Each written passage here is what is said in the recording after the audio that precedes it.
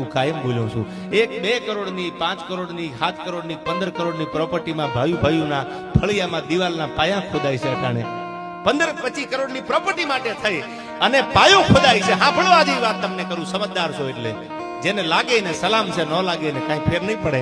પણ 5-25 કરોડની મિલકત માટે પોતાના ફળિયામાં પાયો ખોદાય, આડી દિવાલ ઊભી થઈ જાય, એકાબીજા ભાઈને બોલાવતા બંધ થઈ જાય ખાલી પ્રોપર્ટી માટે, 5-25 કરોડની પ્રોપર્ટી માટે.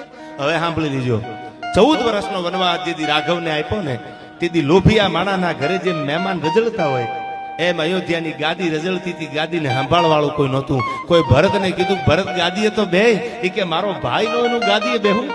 આનું નામ ભાઈનો પ્રેમ છે. આવો પ્રેમ કરતા શીખી જાજો. મારો ભાઈ નથી અને મારા ભાઈ વગર બેકાર મને કડવું લાગે કાગડા. મારો ભાઈ રામ છે મારાથી મોટા, અને મારો ભાઈ નો હોય અને અયોધ્યાની ગાદીએ બેહું ને તો મારી જનતાનું ધાવણ લાગે. મારાથી બેહાય નહીં.